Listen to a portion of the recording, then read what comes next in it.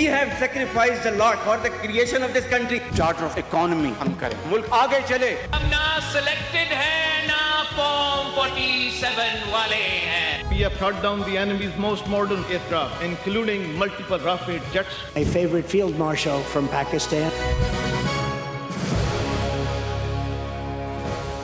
آپ دیکھ رہے ہیں خبروں، تبصروں اور تجزیات پر مبنی پاکستان کا سب سے معتبر نیوز شو آن مائی ریڈار، کامران خان کے ساتھ. السلام علیکم، میں ہوں کامران خان.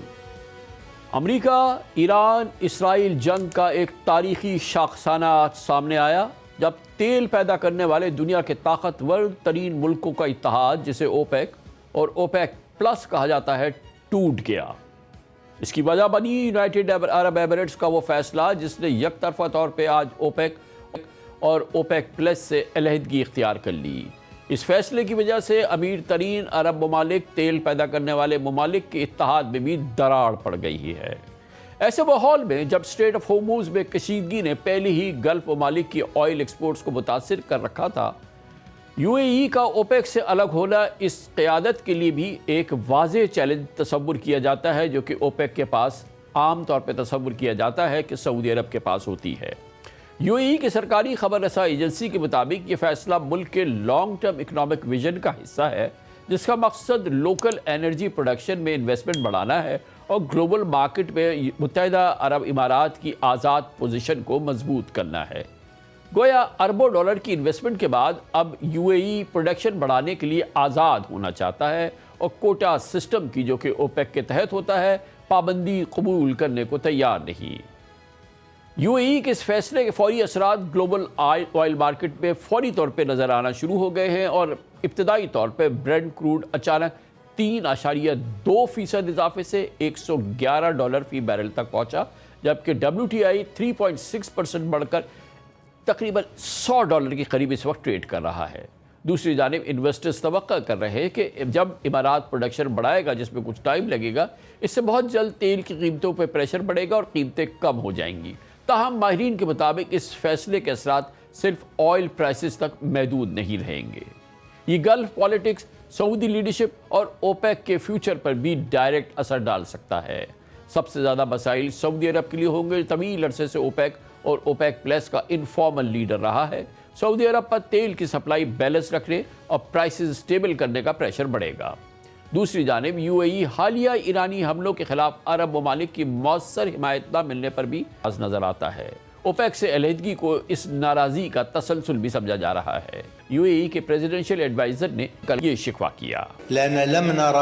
گلف کی تاریخ میں ہم نے کبھی ایران کی جانب سے اس پیمانے وسعت اور شدت کا حملہ نہیں دیکھا. تعلقات ہمیشہ مشکل رہے ہیں، لیکن ہر خلیجی ریاست نے ایران کے ساتھ کنٹینمنٹ کی پالیسی اپنائی، اور یہ تمام پالیسیاں چاہے وہ ثالثی کے ذریعے ہوں، مشترکہ توانائی کے منصوبوں میں شمولیت کے ذریعے ہوں یا اسٹریٹجک معاہدوں کے ذریعے ہوں، اب ناکام ہو چکی ہیں. بدقسمتی سے جی سی سی کا موقف تاریخی طور پر سب سے کمزور رہا ہے. حملے کی نوعیت اور سب کو لاحق خطرات کو دیکھتے ہوئے یہ موقف تاریخ کا کمزور ترین موقف تھا.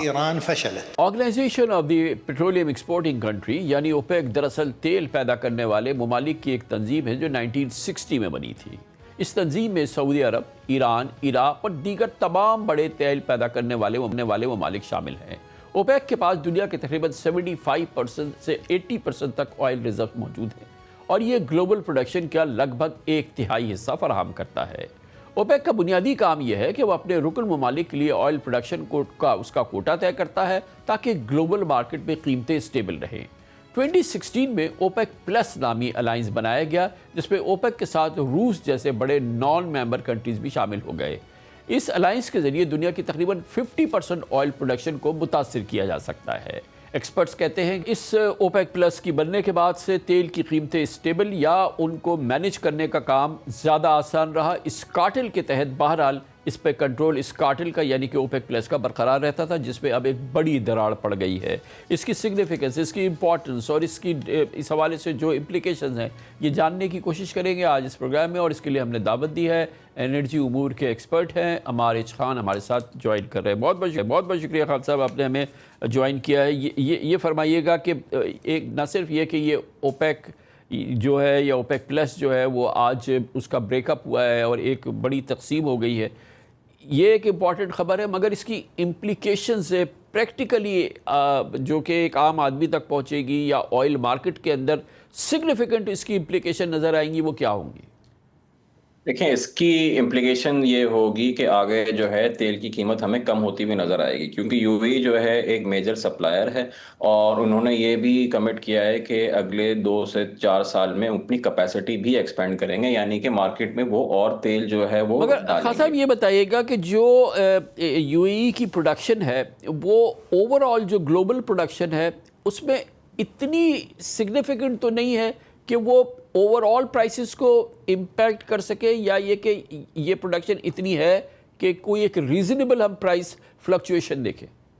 نہیں جی بالکل اس کی سگنیفیکنٹ پروڈکشن ہے. اور دیکھیں نا اصل چیز یہ ہوتی ہے مارجن پہ, کہ اگر مارجنل پروڈیوسر جو ہے, اور یو اے جو ہے ہمیشہ سے آپ یاد رکھیں ایک بڑا اسٹیبل پروڈیوسر ہے. پروڈیوسر تو اس طرح لیبیا بھی ہے, نائجیریا بھی ہے, عراق بھی ہے, ایران بھی ہے, مگر ان کو آپ اسٹیبل پروڈیوسر نہیں کہہ سکتے. ان کی ریفائنریز کے ساتھ, ان کی کمپنیوں کے ساتھ آپ کوئی لانگ ٹرم کانٹریکٹ نہیں کر سکتے.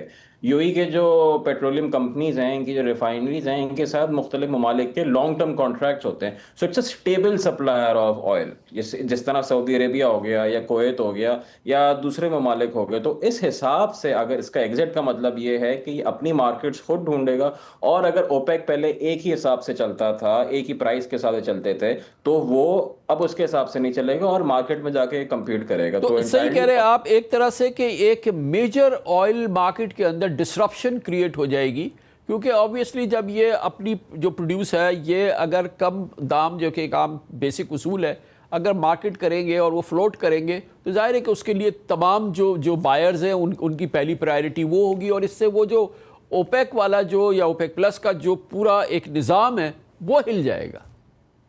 بالکل جی. دیکھیں نا اگر سمپلی سیدھا حساب اگر لگائیں تو دنیا کا جو سب سے بڑا پروڈیوسر اور پروڈیوسر جو ہے آئل کا, وہ تو یو ایس خود اٹ سیلف ہے, ٹھیک ہے. اور اگر ٹاپ 5-7 کنٹریز ہم دیکھیں اس میں, تو اس میں یو ایس آ جاتا ہے, کینیڈا آ جاتا ہے, تو یہ تو ویسے ہی اوپیک کے ممبر نہیں ہے. اگر ٹاپ 5 ٹاپ 10 کنٹریز میں سے یو اے ای بھی نکل جائے گا, یو ایس بھی نہیں ہے, کینیڈا بھی نہیں ہے, تو اوپیک آلریڈی خود ویک ہو جاتا ہے. اس طرح اسی لیے اس کو جو ہے کافی سگنیفیکنٹ اس کا وہ ہے کہ اگر پہلے اوپیک اپنی پرائز مینیج کر سکتا تھا, اب اس کے لیے وہ پرائز مینیج کرنا مشکل ہو جائے گا, کروڈ آئل کے لیول پہ بھی اور پروڈکٹ جو ہے جو ریفائنڈ پروڈکٹ جو بیچتے تھے اس لیول پر بھی.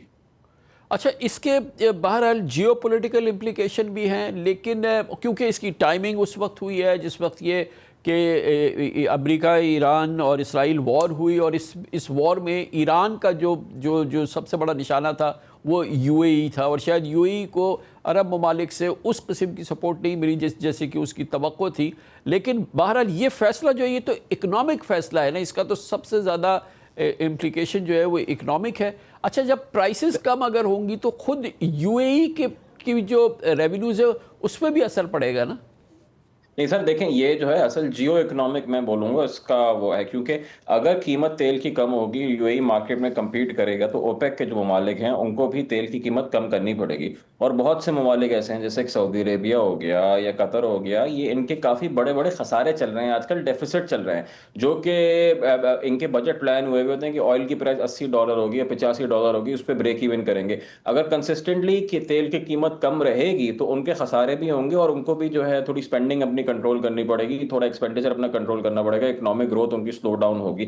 تو یہ صرف جیو پولیٹیکل کا بھی اس کا ایک بہت گہرا اینگل ہے جس کو دیکھنا چاہیے. اچھا, اوور آل جو ہے اس جنگ سے پہلے, یہ تو اسٹریٹ آف ہارموز کے بند ہونے سے یہ والی صورتحال پیدا ہوئی, اس جنگ سے پہلے تو ایک گلٹ کی سچویشن تھی نا, آئل کی رواں دواں تھا, آئل بہت آئل تھا, اور جس کی وجہ سے, اور پھر ظاہر ہے کہ رینیوبل کی وجہ سے, دوسری وجوہات کی بنا پر آئل پر جو انحصار تھا وہ دنیا بھر میں کم ہو رہا تھا, تو آئل کی پرائسز تو ویسے ہی نیچے جا رہی تھی.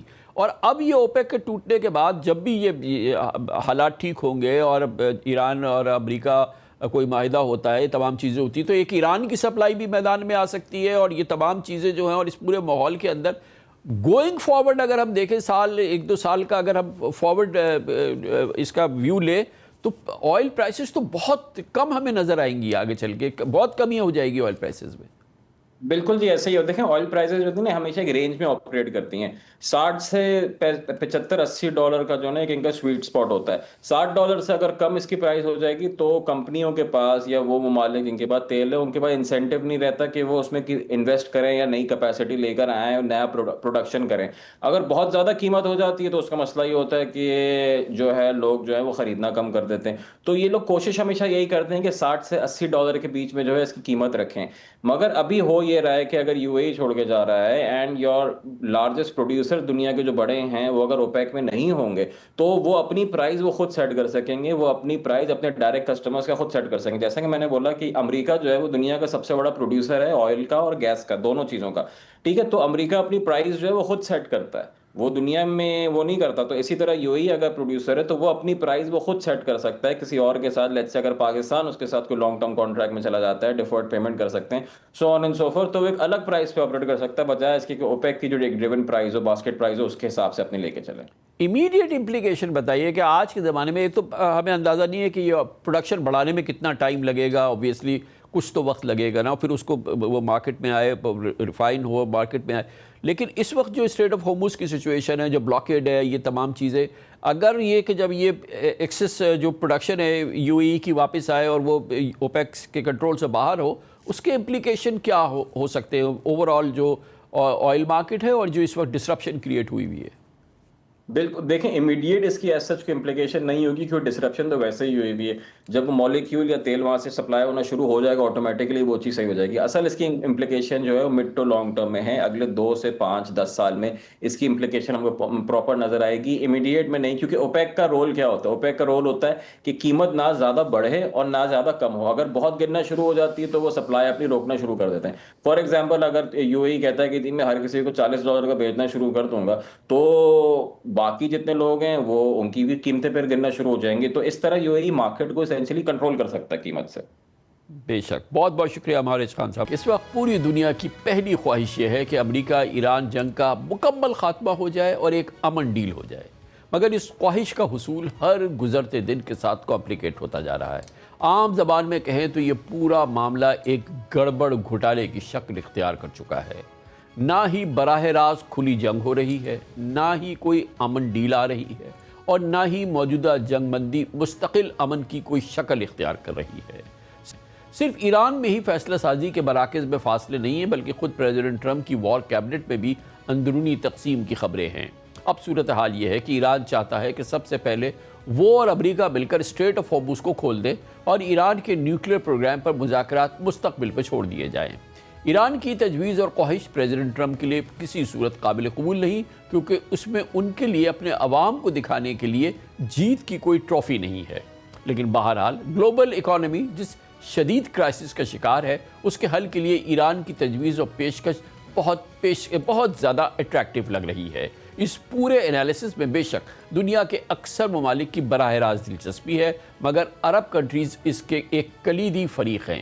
ادھر پریزیڈنٹ ٹرمپ کے کئی ایڈوائزرز ان کو قائل کرنے کی کوشش کر رہے ہیں کہ ناکہ بندی یعنی کہ بلاکیڈ مزید چند مہینے جاری رکھے تو ایران کے آئل انفراسٹرکچر کو شدید نقصان پہنچے گا, اور اس کے بعد تہران سے اس کے نیوکلیئر پروگرام پر اس شدید پریشر کے تحت مذاکرات کامیاب ہو جائیں گے, جس سے تہران نیوکلیئر انرچمنٹ سمیت تمام اہم معاملات پر میننگ فل کنسیشنز دینے پر مجبور ہو جائے گا. دوسری جانب ایران کے سخت گیر حلقے بھی امریکہ کے ساتھ مذاکرات کے معاملے پر اختلافات کا شکار ہیں. فائنینشیل ٹائمز نے دعویٰ کیا ہے کہ ایرانی آفیشلز بظاہر پبلک لیول پر یونٹی کا تاثر دینے کی کوشش کرتے ہیں, لیکن اندرونی طور پہ امریکہ کے ساتھ ایران کے نیوکلیئر پروگرام اور وسیع تر کانفلکٹ پر بات چیت کے حوالے سے اندر شدید اختلاف ہے. ایرانی ہارڈ لائنرز بھی کسی سمجھوتے کی مخالفت کرتے ہیں, اور جبکہ حلقے جنگ کے خطرات, پابندی اور اکنامک پریشر کم کرنے کے لیے نیگوسیشنز کو ضروری سمجھتے ہیں. یہی وجہ ہے کہ امریکہ اور ایران کے درمیان کم از کم آج تک ڈیڈ لاک برقرار ہے. بے شک سب سے زیادہ کنسرن کا شکار عرب ممالک ہیں, جو ایران جنگ کے بعد پہلی بار آج سعودی عرب میں اکٹھے ہوئے. آج جدہ میں جی سی سی ممالک کا ایک ہنگامی اجلاس ہوا, جس میں ایران کی جانب سے عرب سٹیٹس پر ہونے والے میسائلز اور ڈرون حملوں کے مشترکہ رد عمل پر غور کیا گیا. دوسری جانب پاکستان کی میڈیشن کوششوں کو تسلیم کرنے کا سلسلہ جاری ہے اور عرب ممالک میں اس سلسلے میں ایک باقاعدہ کنسنسس ہے۔ آج بھی پاکستان کی میڈیشن کی حمایت ایک بار پھر کی اور کہا کہ مذاکرات کے دائرے کو وسیع کرنے کی ضرورت نہیں ہے۔ قطری وزارت خارجہ کے اسپوکسمین نے ایک پریس کانفرنس میں کہا کہ قطر ایک کمپریہنسو ڈیل دیکھنا چاہتا ہے جو جنگ کے خاتمے کا باعث بنے اور اس مسئلے کو حل کرنے کا درست طریقہ صرف ڈائیلاگ ہے۔ We are fully supportive of the role of Pakistan as mediator here. Two, we don't think that right now the issue is with the mediator or the problem is with the mediator. We think Pakistan is doing a great job in their mediation. We have been coordinating with our brothers in Pakistan and international interlocutors to find an end to this crisis, and we remain in full solidarity with Pakistan in their role as mediator. اس پورے معاملے کی تازہ ترین صورتحال کیا ہے یہ جاننے کے لیے ہم نیو یارک جائیں گے آج، جہاں پر ہمارے ساتھ موجود ہیں ممتاز سینئر صحافی، نیوز اینالسٹ انٹرنیشنل افیئرز کے جناب رضا رومی۔ بہت بہت شکریہ رضا رومی صاحب، آپ نے ہمیں جوائن کیا ہے۔ بظاہر تو اس وقت پوری دنیا کی اولین خواہش یہ ہے کہ جنگ ختم ہو اور اس کے ساتھ ہی اسٹریٹ آف ہارمز کھل جائے تاکہ یہ کہ جو یہ انرجی سپلائی کرائسس ہے یہ ٹھیک ہو جائے اور جو گلوبل اکانومی کو تھریٹس ہیں وہ تھوڑے ایڈریس ہو جائیں۔ پرہیپس امریکہ کے اندر بھی نمبر ون خواہش یہ ہے اور اس کے اثرات اور اس کے لیے موقع اویلیبل ہے کیونکہ ایران کہتا ہے کہ وہ اسٹریٹ آف ہارمز کھولنے کے لیے تیار ہے اگر یو ایس اس کے ساتھ آئے اور اس بلاکیڈ کو ختم کر دیں۔ کیا یو ایس میں اور خاص طور پہ پریزیڈنٹ ٹرمپ اپنی وار کیبنٹ کے ساتھ کل بھی کافی مصروف تھے اور اطلاعات یہ ہے کہ آج بھی ان کی جو یہ صلاح مشورہ ہے وہ جاری ہے، کیا کسی صورت کوئی امکان ہے کہ پریزیڈنٹ ٹرمپ جو ہے ان کی تھنکنگ میں یہ چیز جو ہے یہ اس کی پرائرٹی ہو جائے، چاہے وہ جو نیوکلیئر جو ان کی جو پرائرٹیز ہیں جو ان کی اولین وہ ترجیحات میں شامل ہے وہ تھوڑا پیچھے چلے جائے؟ کوئی اس کا امکان پیدا ہے کہ دنیا کو کوئی اچھی خبر مل جائے؟ کیونکہ اگر پریزیڈنٹ ٹرمپ تیار ہو تو یہ اسٹریٹ آف ہارمز تو اب کھل سکتی ہے۔ بہت شکریہ کامران صاحب۔ دیکھیے اگر تو ٹرمپ اور ان کے رفقائے کار جو ہیں وہ اس جنگ کو کنٹینیو رکھنا چاہتے تو وہ سیز فائر جو بھی غیر معینہ مدت کے لیے انہوں نے اعلان کیا تھا وہ ایسا نہ کرتے، کیونکہ اس وقت ان پہ بے حد پریشر ہے۔ ایک طرف تو ان کو عوام کو دکھانا، جیسے آپ نے اپنے ابتدائیے میں کہا کہ انہوں نے کوئی جیت کی یا ٹرافی دکھانی ہے، مگر اس سے بھی بڑا پریشر یہ ہے کہ اس جنگ کو جلد از جلد نپٹانا ہے، کیونکہ اس کے جو معاشی اثرات ہیں وہ بہت سنگین ہو چکے ہیں امریکہ کے لیے اور دنیا کے لیے۔ امریکہ کے لیے خصوصاً کیونکہ صدر ٹرمپ کی اس وقت مقبولیت جو ہے وہ بالکل گر چکی ہے اور اتنی تاریخی طور کے اوپر کسی بھی دوسری ٹرم میں کوئی بھی پریزیڈنٹ اتنا ان پاپولر نہیں ہوا جتنے وہ آج ہیں۔ تقریباً 61% لوگ جو ہیں وہ سمجھتے ہیں کہ وہ اپنا کام ٹھیک نہیں کر رہے، یہ تازہ ترین جو پولز ہیں وہ دکھاتے ہیں۔ اسی طرح اس سے بھی زیادہ تعداد لوگوں کی امریکہ میں اس جنگ کے خلاف ہے، اور اس کی بنیادی وجہ یہ ہے کہ انہوں نے دیکھ لیا، ایک تو خیر پیٹرول کی اور ڈیزل کی قیمتیں اوپر گئی ہیں، مگر اس کے ساتھ ساتھ مہنگائی جو ہے پھر اس کا ایک اسپائرل ایفیکٹ جو ہے وہ بھی سامنے آ چکا ہے دیگر اشیاء کی قیمتوں میں۔ گویا رضا صاحب آپ یہ فرما رہے ہیں کہ یہ جو ایک تاثر ہے امریکہ کے باہر، ایک عام تاثر یہ ہے کہ امریکہ کا تو کوئی بال بیکا نہیں ہوا، امریکہ میں تو کوئی فرق نہیں پڑا، ساری دنیا متاثر ہوئی ہے اس جنگ سے، اور امریکہ نے جس نے یہ جنگ شروع کی وہ، مگر جو آپ مہنگائی کا ایلیمنٹ بتا رہے ہیں، آپ وہ کہہ رہے ہیں کہ وہ اتنا سنگین ہے کہ اس نے صدر ٹرمپ کی مقبولیت کو ڈبو دیا ہے، اور چاہے ان کی فیصلہ سازی بھی اس میں شامل ہو، تو یہ کہنا بالکل غلط ہے کہ امریکہ کا بال بیکا نہیں ہوا۔ امریکہ بھی شاید، کیا ہم کہہ سکتے ہیں، اتنا ہی متاثر ہوا ہے جتنی باقی دنیا ہوئی ہے؟ جی بالکل۔ دیکھیے امریکہ ظاہری بات ہے ایک بڑا ملک ہے، امیر ملک ہے،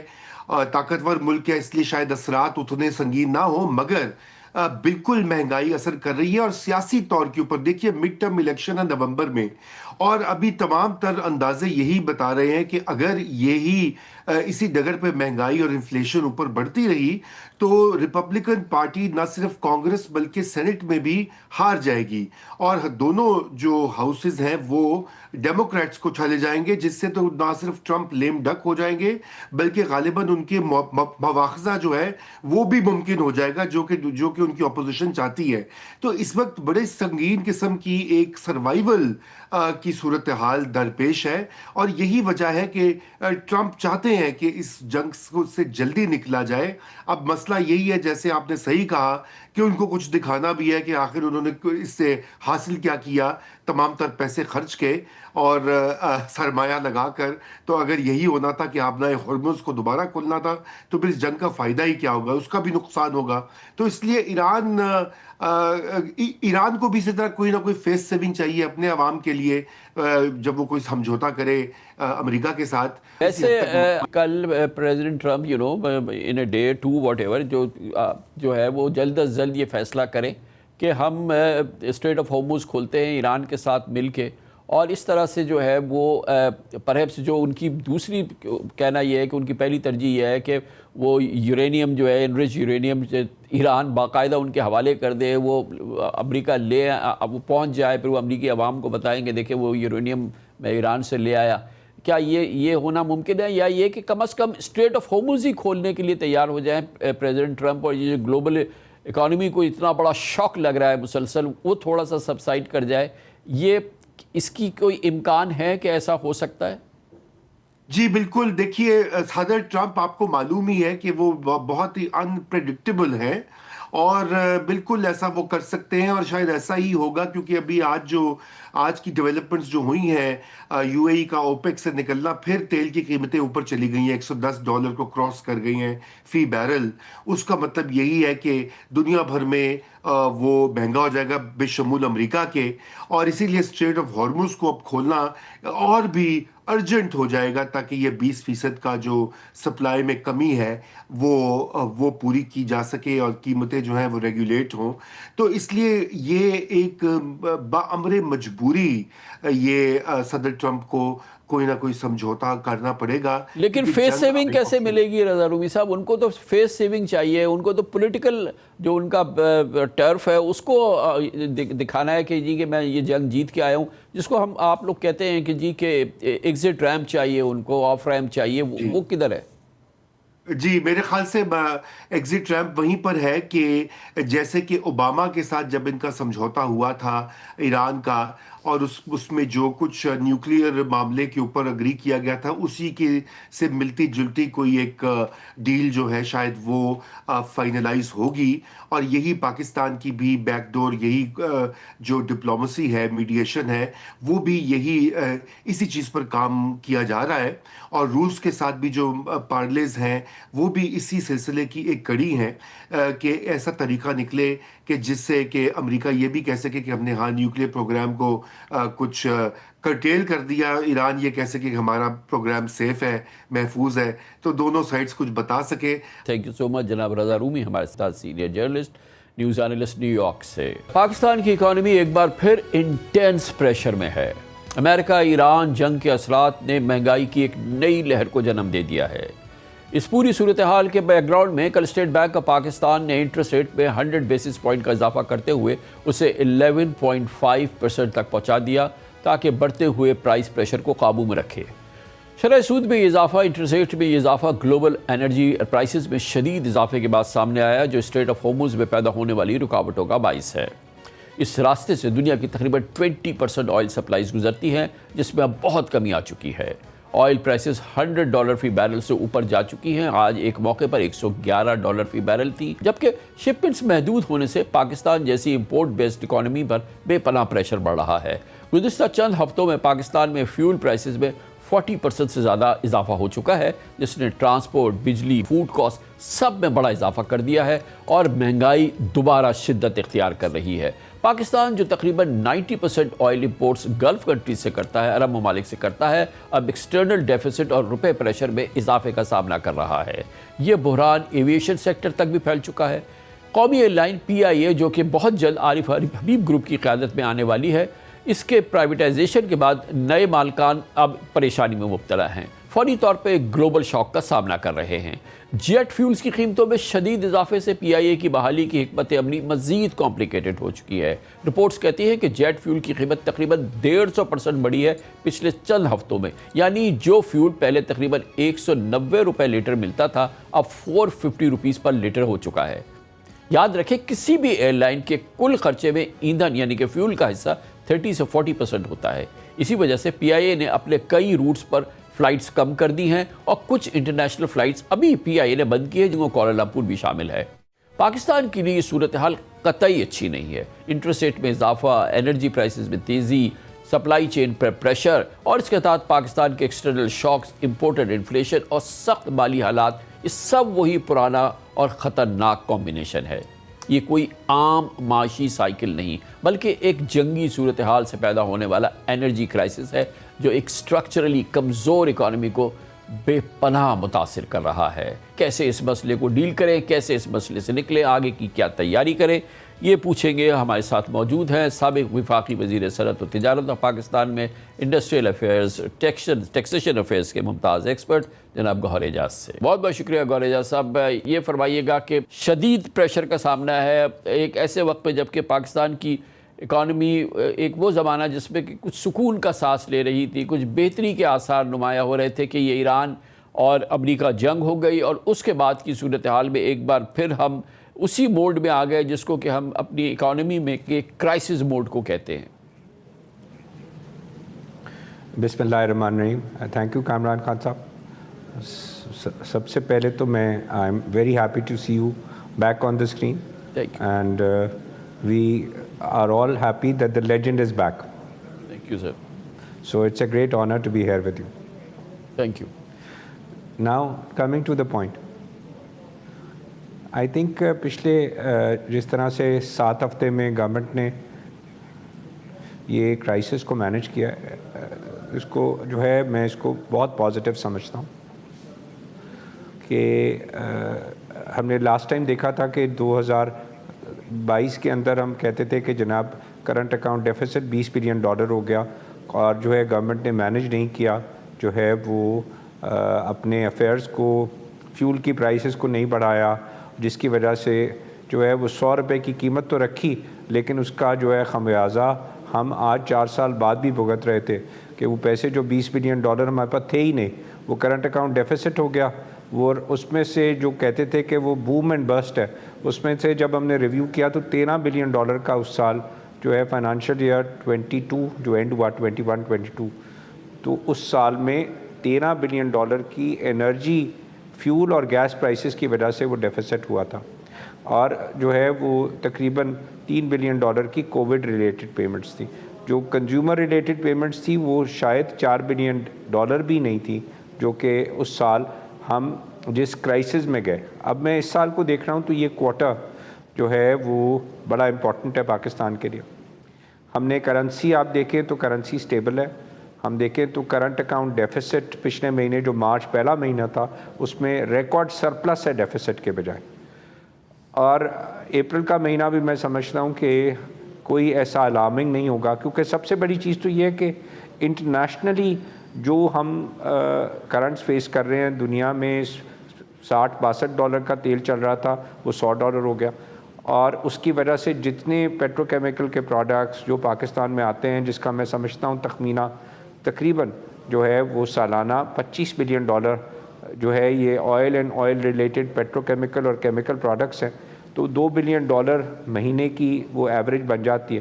وہ تقریباً ساری قیمتیں جو ہے وہ دگنی ہو گئی ہیں، تو $2 بلین مہینے کا امپیکٹ ہے جو 3 مہینے میں $6 بلین کا ہماری اکانومی پہ امپیکٹ لا سکتا ہے۔ تو سب سے بڑی بات تو ہے فورن کرنسی کے ریزروز کو مینٹین کرنا، سب سے بڑی بات یہ ہے کہ ملک میں اس کی کنزمپشن ایب نارملی جو ہے بڑھنے کے بجائے اس کو جتنی کنسٹرین سسٹم کو چلاتے ہوئے اس کو کنسٹرین کرنا، یہ سب سے امپورٹنٹ ہے۔ اور یہ دونوں چیزیں ہم نے دیکھی ہیں کہ انہوں نے جو ہے وہ قیمتوں کو بھی صحیح وقت پہ بڑھایا تاکہ لوگ جو ہے وہ راشننگ نہیں کی، بلکہ لوگوں کو کہا کہ انٹیلیجنٹ تھنکنگ کرے، اور انٹیلیجنٹلی فیول جیسے ڈیزل تو ہماری کمرشل گڈز میں استعمال ہوتا ہے، لیکن جو پیٹرول ہے وہ سب سے بڑی کنزمپشن پیٹرول کی ہے۔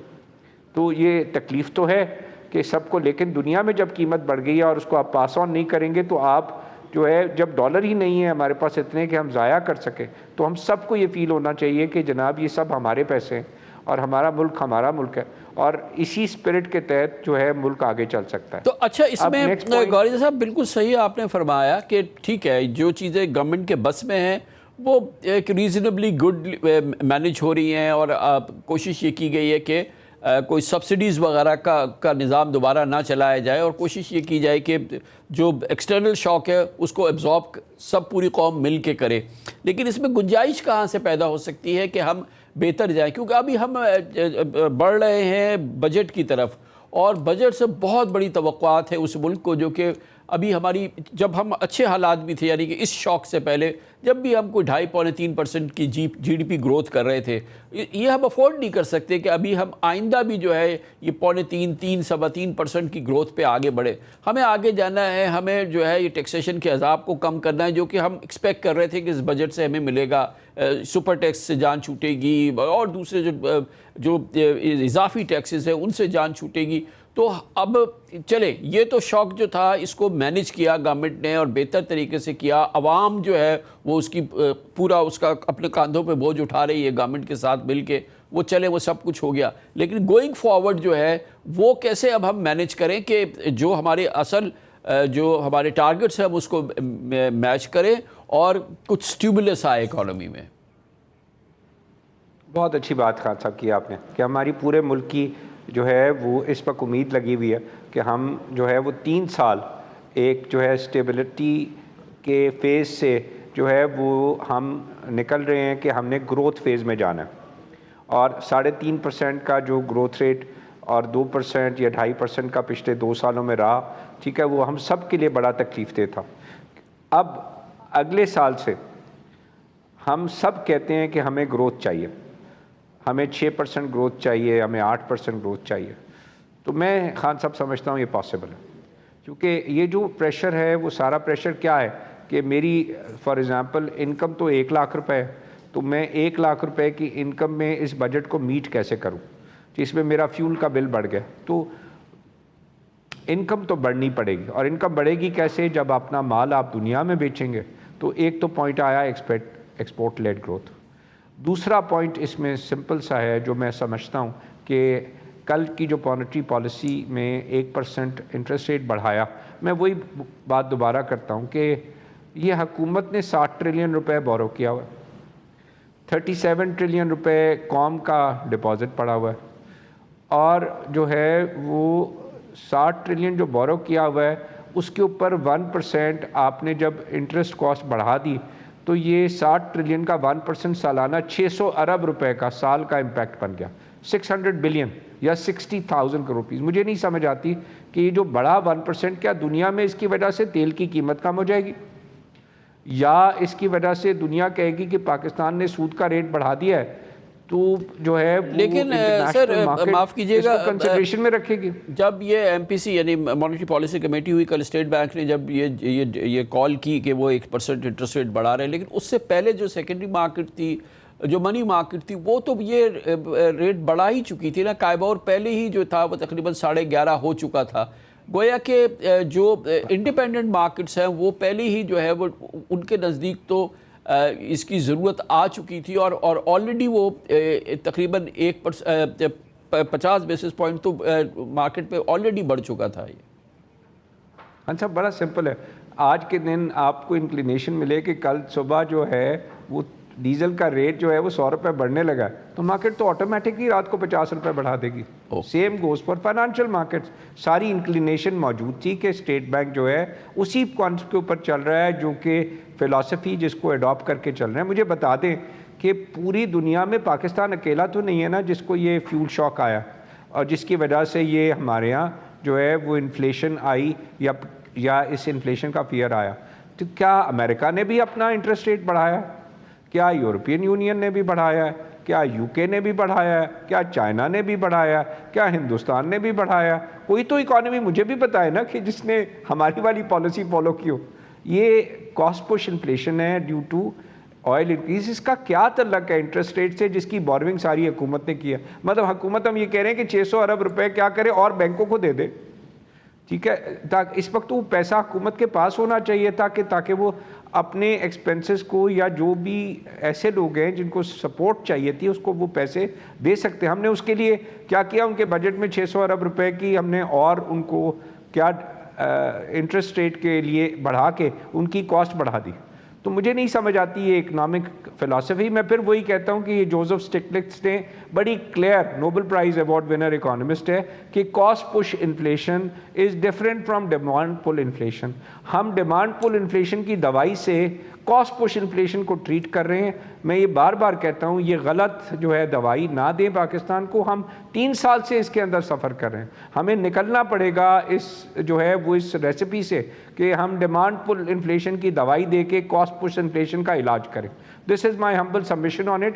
کیونکہ پاکستان کی گروتھ جو ہے تبھی آ سکتی ہے جب پاکستان کے اندر آپ یہ جو ہمارے پیسے ہم نے, اب میں آپ کو ایک نمبر دیتا ہوں, آپ خود حیران ہو جائیں گے کامران خان صاحب. 2 سال پہلے دسمبر 2023 ہمارے بینکوں کا ڈپازٹ 21 ٹریلین تھا, اور دسمبر 2025 2 سال بعد ہمارے بینکوں کا ڈپازٹ 37 ٹریلین تھا.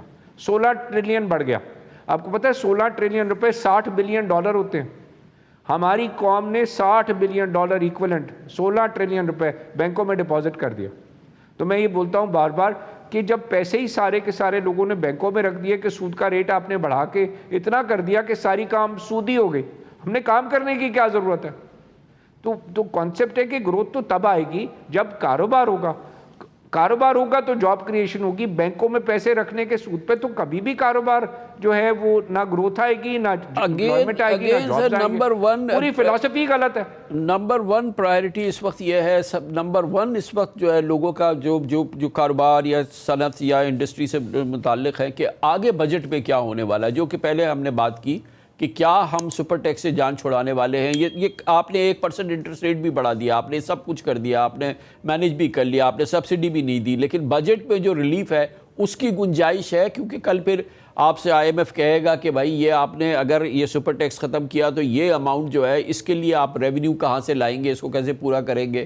اگر آپ CVT ختم کر رہے ہیں تو کیسے کریں گے, اور یہ جو سیلریڈ کلاس کا خون پی لیا ہے ہائر ٹیکسیشن نے, اس کو اگر مینیج کرتے ہیں تو وہ کیسے ہوگا.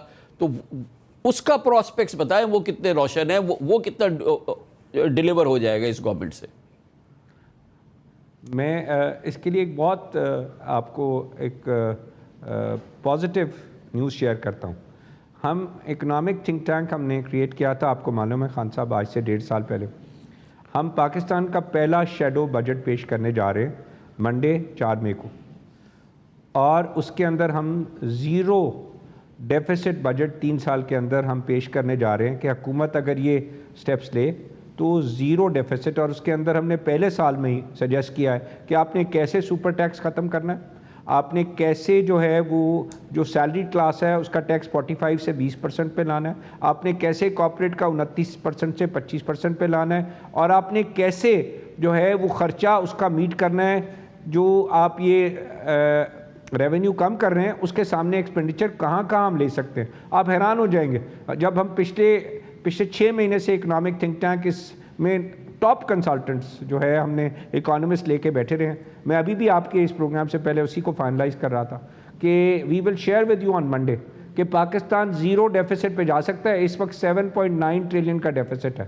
ہمارے پاس فیڈرل گورنمنٹ کے پاس کوئی پیسہ نہیں ہے اس وقت, جو ہے اپنے پاس صرف بورو کر کے ہم چلا رہے ہیں. تو ہم آپ کو یہ پیش کریں گے انشاءاللہ اگلے 4 روز کے اندر کہ جناب کس طریقے سے ملک اگلے 3 سال میں 0 ڈیفیسٹ پہ جا سکتا ہے. میں سمجھتا ہوں پاکستان 6% کی گروتھ پہلے سال, اگلے سال 7, تیسرے سال 8% گروتھ کا پوٹینشیل ہے ہمارے پاس. بٹ ہم یہ کہتے ہیں کہ ہم ڈومیسٹک جو ہماری اکنامک پالیسیز ہیں, ہمیں ہوم گرون اکنامک پالیسیز پہ چلنا پڑے گا تو ہم چلیں گے.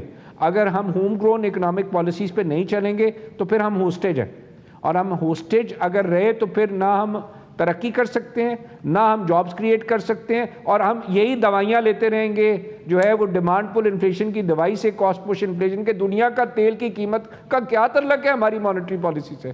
وہ امریکہ کا پریزیڈنٹ جو ہے جو کاروباری آدمی ہے وہ تو سارا دن اپنے فیڈرل ریزرو کے چیئرمین کو چیخے مارتا ہے انٹرسٹ ریٹ کم کرنا ہے, جبکہ وہی اکنامک تھیوری امریکہ کے اندر سے ہمارے پاس آ رہی ہے, اور ہم کہتے ہیں ہم نے مانیٹری پالیسی کمال کر دیا جی, ہم نے 1% بڑھا دیا. تو یہ جو ساری فلسفی ہے وہ ساری فلسفی کو تبدیلی کی ضرورت ہے. تو اور ہمیں پاکستان کے اندر کام کرنا پڑے گا. بے شک. اچھا گورنر صاحب یہ فرما دیجیے گا کہ امپورٹنٹ چیز ایک اور وہ یہ کہ یہ اس وقت جو یہ کرائسس ہے اس نے بہت ایویشن انڈسٹری کو گلوبلی جو ہے وہ ہٹ کیا ہے, اور ہم پاکستان میں ہم سب پاکستانی بڑے ایکسائٹڈ تھے. پی آئی اے پرائیویٹائزیشن آپ کے عارف حبیب گروپ نے وہ بڈ کیا, اس کو ون کیا, اور آج جو ہے وہ جو 25% گورنمنٹ کا اسٹیک ہے وہ بھی لینے کے لیے آپ نے جو ہے اس کی ریکوائرمنٹ جو ہے وہ پوری کر دی ہے. آل ویل, مگر یہ کیسے چلائیں گے اب آپ؟ کیونکہ اگر کوئی اور شاید کوئی فورن کوئی کمرشل آرگنائزیشن ہوتی وہ تو فورس میجور کی بات کرتی, کیونکہ جیٹ فیول جو ہے وہ 150% بڑھ گیا ہے, تو پھر جہاز اڑے گا نہیں تو چلے گا کیسے؟ یہ کیسے اس کی اکانومی بنے گی, کیسے چلیں گے؟ آپ لوگ کیا سوچ رہے ہیں اس حوالے سے؟ کیا ابھی بھی آپ کے پلانز وغیرہ انٹیکٹ ہیں؟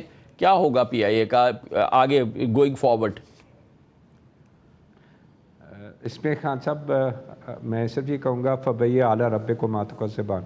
ہم نے ایک نیت کیا اور اللہ کی کون سی نعمتوں اور کون سی رحمتوں کو ہم جو ہے کا شکر ادا کر سکتے ہیں کہ ہمیں یہ موقع ملا ہے کہ پاکستان کا اس ادارہ جو کہ پچھلے 20 سال میں 700 ارب روپے نقصان کر چکا ہے, اس میں 5 بزنس ہاؤسز آئے ہیں, اور ہماری نیت کا آپ اندازہ دے سکیں کہ میں پھر وہی کہوں گا انما الاعمال بالنیت, سارے عملوں کا دار و مدار نیت پر ہے.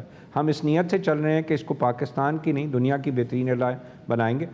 مئی کے اندر ہم اس کو ٹیک اوور کر رہے ہیں, اور ہماری کمٹمنٹ اور کنوکشن یہ ہے کہ آج کے دن آپ جو کہہ رہے ہیں کہ کوئی انٹرنیشنل ادارہ ہوتا تو فورس میجور, ہم نے 25% گورنمنٹ کا جو شیئر 45 ارب ہماری آپشن تھی وہ بھی کہ ہم نے لینا ہے, وہ بھی ہم نے آج آپشن ایکسرسائز کر کے اس کی بینک گارنٹیز جمع کرا دی ہیں پرائیویٹائزیشن کمیشن کو, اس کی ایس پی ایل سی کی. تو میں یہ سمجھتا ہوں اتنا پوٹینشیل ہے پاکستان کے ایئر لائن میں. اگر جیٹ فیول بڑھا ہے تو پوری دنیا کے ایئر لائنس کے لیے بڑھا ہے, صرف پاکستان انٹرنیشنل کے لیے تو نہیں بڑھا. یہ اگر جیٹ فیول کی قیمت جو ہے اگر دنیا کی ساری ایئر لائنز ابزارب کریں گی, اور سارے جو ہمارے جتنے بھی ٹریولرز ہیں انہوں نے کسی ایئر لائن پہ ہی بیٹھ کے آنا ہے نا جس کے اندر یہی جیٹ فیول لگے گا, تو ہمارے پاس بھی یہی ہوگا.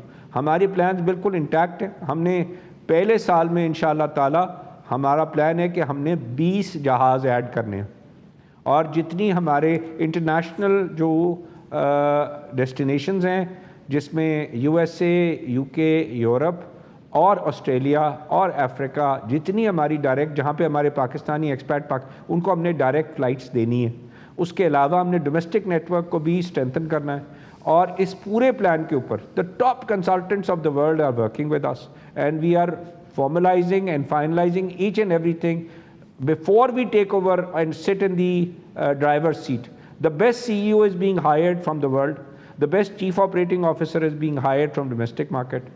The best board is coming in. ہم یہ سمجھتے ہیں کہ یہ ایک چیلنج ہے, بٹ میں یہ کہتا ہوں کہ پچھلے سال اس نے ٹرن اوور $700 ملین کی تھی, 220 ارب روپے کی اس ایئر لائن نے. اس کے 31 دسمبر 25 کے نمبرز آ گئے میں. ہم انشاءاللہ تعالیٰ مئی میں اس کو ٹیک اوور کرنے جا رہے ہیں, اس کی مینجمنٹ, اور میں یہ سمجھتا ہوں جو پورا عارف حبیب کنسورشیم سمجھتا ہے کہ اس میں پوٹینشیل ہے کہ یہ $700 ملین سے انشاءاللہ تعالیٰ اگلے 10 سال میں اس نے $7 بلین کی ایئر لائن بننا ہے, اور اس نے one of the biggest employers بننا ہے, اور ون آف دا بگیسٹ جو ہے وہ آئیکونک جو ہے وہ پاکستان کا نیشنل فلیگ کیریئر کیری کر کے پاکستان کا نام روشن کرنا. دس از مائی بلیو. بہت بہت شکریہ جناب گوہر اعجاز ہمارے ساتھ موجود تھے. اس کے ساتھ ہی ہمارے آج کے پروگرام کا اختتام ہوتا ہے. کل آپ سے پھر ملاقات ہوگی. کل تک کے لیے کامران خان کو اجازت. اللہ حافظ. اللہ سے.